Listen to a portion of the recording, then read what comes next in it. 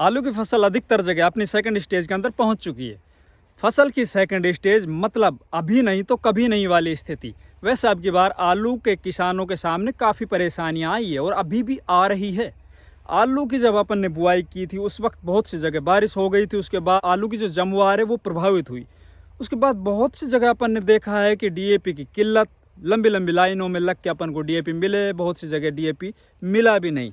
अभी जब हमारी फसल जर्मिनेट होने के बाद पहली सिंचाई कर दी तो अब अपन देखते हैं बहुत से खेतों के अंदर क्या देख रहे हैं कि हमारे जो खेतों के अंदर फसल है वो अच्छे से ग्रोथ नहीं कर पा रही, खुल के ग्रोथ नहीं कर पा रही, हरी भरी फसल नहीं है, एकदम बढ़िया से ग्रोथ नहीं कर पा रही। ऊपर से पत्तियां हैं वो पीली पीली दिखाई दे रही है, कहीं पे पत्तियां वो सिकुड़ गई है, तो कहीं पे जड़ गलन की समस्या जो सबसे ज़्यादा सबसे मेजर प्रॉब्लम इस साल किसानों के सामने दिखाई दे रही।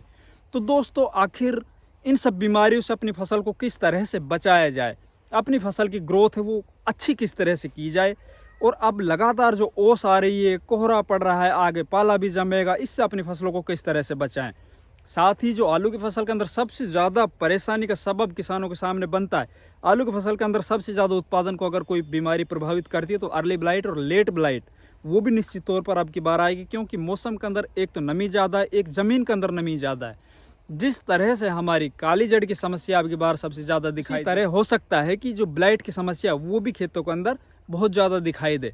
तो इन सब बीमारियों को अपन आने से पहले किस तरह से रोक सकें, और जो बीमारियां हमारे खेतों के अंदर लग गई उन पर किस तरह से काबू पाएं, तो ये सब जानकारियां लेके हाजिर हूं दोस्तों। मैं इंद्रपाल यादव स्वागत करता हूं आपका अपने यूट्यूब चैनल देश की जान हमारे किसान चैनल पर।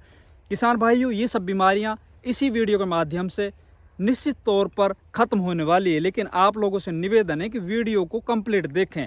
अगर आप वीडियो को कहीं पे भी छोड़ देते हो या स्किप करते हो तो समझ लीजिए आप कुछ ना कुछ जानकारी मिस कर रहे हो और आपकी फसल के अंदर कोई ना कोई प्रॉब्लम बाकी रह जाएगी। तो सबसे पहले जितने भी किसान भाई हमारे चैनल पर नए हैं या जिन किसान भाइयों ने चैनल को अभी तक सब्सक्राइब नहीं किया है, कृपया वो चैनल सब्सक्राइब कर लीजिए। अगर वीडियो या हमारी जानकारी आप लोगों को अच्छा लगे तो वीडियो को लाइक और शेयर ज़्यादा से ज़्यादा कीजिए, जिससे ज़्यादा से ज़्यादा किसानों तक हमारी जानकारियाँ पहुँच पाएँ। तो दोस्तों बात करते हैं कि हमारी आलू की फसल है वो अच्छे से ग्रोथ नहीं कर पा रही, उसके अंदर क्या प्रॉब्लम है। सेकंड फेज के अंदर हमारी फसल पहुंच चुकी है और जब अपन फसल को देखते हैं या खेत के अंदर जाते हैं तो मन नहीं लगता यार, अच्छे से दिखाई नहीं देता। फसल है वो एकदम स्वस्थ हरी भरी और बढ़िया ग्रोथ करती हुई दिखाई नहीं देती। तो क्या प्रॉब्लम है, इसको किस तरह से कंट्रोल किया जाए। तो दोस्तों मैं आप लोगों को बता देता हूँ कि पौधे को जितने भी मुख्य पोषक तत्वों की आवश्यकता पड़ती है या सूक्ष्म पोषक तत्वों की आवश्यकता पड़ती है, अगर उनमें से कोई भी सूक्ष्म पोषक तत्व हो या पोषक तत्व उनकी कोई भी डेफिशिएंसी अगर आ जाती है अपने खेतों के अंदर, पौधे को वो चीज़ वो एलिमेंट मिल नहीं पाता, तो हमारा कहीं ना कहीं जो पौधे की ग्रोथ वो रुक जाएगा, या फिर पौधे पर किसी तरह से कोई भी बीमारी आ गई है, वो चाहे जड़ से संबंधित बीमारी हो या ऊपर से पत्तों से संबंधित बीमारी हो, चाहे उसके अंदर रस चूसक कीट हो या फिर फंगस का कोई अटैक हो, तो उससे भी हमारे पौधों की ग्रोथ वो वहीं पर रुक जाएगी। तो इन सब बीमारियों को कंट्रोल करने के लिए सबसे पहले तो अपन देखते हैं कि जो भी कोई भी हमारा जो पोषक तत्वों की कमी अगर हमारे खेतों के अंदर है तो उसको किस तरह से कंप्लीट पूरा किया जाए। तो दोस्तों हमारी फसल अब जब सेकेंडरी स्टेज के अंदर आ चुकी है तो अब वो टाइम है, अगर हमें इस वक्त अपनी फसल के अंदर वो सब मुख्य पोषक तत्वों की पूर्ति कर दी तो ठीक है, नहीं तो हमारी फसल वो कहीं ना कहीं वहीं पर रुक जाएगी और आगे हमें उसका बढ़िया उत्पादन नहीं मिलेगा। तो सबसे पहले आप जब सिंचाई करो तो सिंचाई करने से पहले आप किसी भी बढ़िया कंपनी का कोई माइक्रो न्यूट्रेंट, जैसे कि मैं आप लोगों को नाम बताऊं तो एरिज कंपनी का एग्रोमिन के नाम से आता है, चंबल फर्टिलाइजर जो उत्तम है, उत्तम कंपनी का संपूर्ण के नाम से आता है, अगर मिल जाए तो आपको यारा कंपनी का कॉम्प्लेक्स के नाम से आता है। इनमें से कोई भी लीजिए। लगभग मात्रा बताऊं तो 4 से 5 किलो पर एकड़ के हिसाब से अपने खेतों के अंदर कोई भी खाद में मिला के या मिट्टी में मिला के आप अपने खेतों में डाल दीजिए। डालने के बाद आप सिंचाई कर दीजिए। बात अब आती है दोस्तों, अपन ने अपने खेतों के अंदर डीएपी कितना डाला था शुरुआत। अगर आप लोगों ने शुरुआत में आप लोगों को डीएपी नहीं मिला था, जब अपन ने बेसल डोज बनाई थी, जब खेत की बुआई की थी उस वक्त, तो आप इस अवस्था में भी डीएपी डाल सकते हो। डीएपी डालने के बाद आप सिंचाई कर सकते हो। अब बात आती है यूरिया की दोस्तों। अगर किसी खेत के अंदर यूरिया की पूरी मात्रा नहीं हो पाई है, उसके अंदर पीलापन दिखाई दे रहा है, वो यूरिया की वजह से दिखाई दे रहा है, तो आप लगभग पर एकड़ के हिसाब से 15 से 20 किलो यूरिया लीजिए। यूरिया लेने के बाद उसके अंदर आप सल्फर मिला लीजिए। जो पाउडर फॉर्मुलेशन में सल्फर आती है 90%, उसको आप मिला लीजिए लगभग 3 किलो पर एकड़ के हिसाब से। तो 20 से 25 किलो यूरिया उसके अंदर आप सल्फर मिला लीजिए और जो माइक्रो न्यूट्रिएंट है आप उनको भी मिला ली। तो ये मिलाने के बाद दोस्तों अब अपन अपनी फसलों के अंदर या अपने खेतों के अंदर जो भी कोई एलिमेंट की कमी थी उसकी पूर्ति तो हो जाएगी। लेकिन बहुत सी जगह अपन देख रहे हैं कि यार काली जड़ की समस्या बहुत ज़्यादा दिखाई दे रही है। तो अपन सिंचाई करने से पहले काली जड़ पर किस तरह से कंट्रोल पाएँ, क्योंकि अब हम सिंचाई तो कर ही रहे हैं, तो सिंचाई करने के बाद जो काली जड़ की समस्या है, जो फंगस की समस्या है, वो तेज़ी से बढ़ेगी। तो उसको रोकने के लिए हमें नीचे से जब अपन सिंचाई कर रहे हैं इन्हीं खादों के अंदर कार्बनडिज्म 50%, 50% कार्बनडिज्म, जैसे कि धानुका कंपनी का धानुस्टीन आता है, या फिर आप बायोस्टीन के नाम से जो बहुत ही लोकप्रिय उत्पाद है, बायोस्टीन हर जगह मिल जाएगा आप लोगों को। आप बायोस्टीन लीजिए, लगभग 300 से 500 ग्राम पर एकड़ के हिसाब से इन्हीं खादों में मिला दीजिए। मिलाने के बाद आप खेतों के अंदर इसको बुरकाव करके और फिर सिंचाई कर दीजिए। सिंचाई में आप लोगों को फिर दोबारा बता रहा हूँ कि सिंचाई खालियों के अंदर पूरा भर के नहीं करना है अपन को। सिंचाई करना है आधी खालियाँ हो जाए, हल्का पानी, मतलब पौधे के तने के पानी नहीं टच होना चाहिए।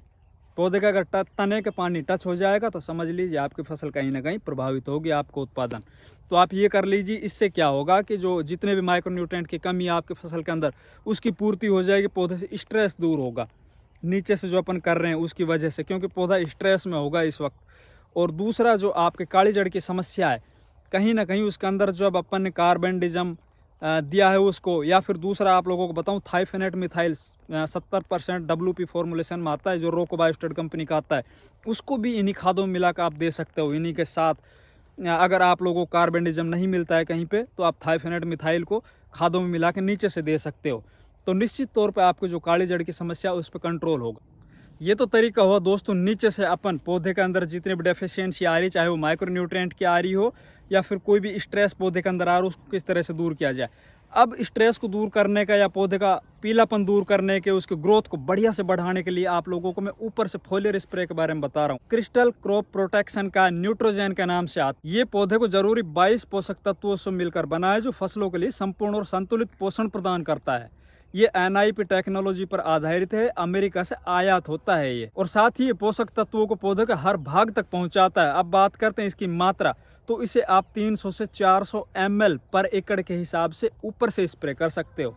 अब बात करते हैं इसको स्प्रे कब कब करना है। और वेजिटेटिव ग्रोथ करते वक्त स्प्रे कर सकते हो आप, फ्लावरिंग आते वक्त स्प्रे कर सकते हो आप, और जब फ्लावरिंग से फ्रूटिंग हो रही हो पौधे के अंदर उस वक्त स्प्रे कर सकते हो। हाँ, तो अब बात करते हैं दोस्तों जड़ गलन की समस्या को अपन ऊपर से किस तरह कंट्रोल करें। नीचे से तो हमने खाद के अंदर मिला कार्बनडिज्म या थाइफेनेट मिथाइल नीचे से तो दे चुके हैं हम। अब ऊपर से जब हम स्प्रे करेंगे तो पत्तियों के माध्यम से कोई भी आप सिस्टेमिक फंजीसाइड लीजिए, जैसे कि आप थाइफेनेट मिथाइल ले सकते हो, कार्बनडिज्म या मैनकोजेब ले सकते हो आप। इसके साथ दोस्तों आप वेलिडामाइसिन ले सकते हो, आप स्ट्रेप्टोसाइक्लिन ले सकते हो। इनको आप जब ऊपर से स्प्रे करोगे तो ये जो फंजीसाइड है वो सिस्टेमिक फंजीसाइड है, पत्तियों के माध्यम से वो नीचे जड़ों के अंदर पहुंच जाएंगे। वैसे मैं आप लोगों को बता देता हूं कि आप जब इनकी स्प्रे करो तो स्प्रे इस तरह से कीजिए कि या तो पूरा पौधा है वो बिल्कुल भीग जाए, या फिर उनकी जड़ों के अंदर आप नोजल है उसको नीचे लगाओ, जिससे कि जो आपकी जो स्प्रे, जो फंजीसाइड आप स्प्रे कर रहे हो वो उनकी जड़ों के अंदर पहुँच जाए।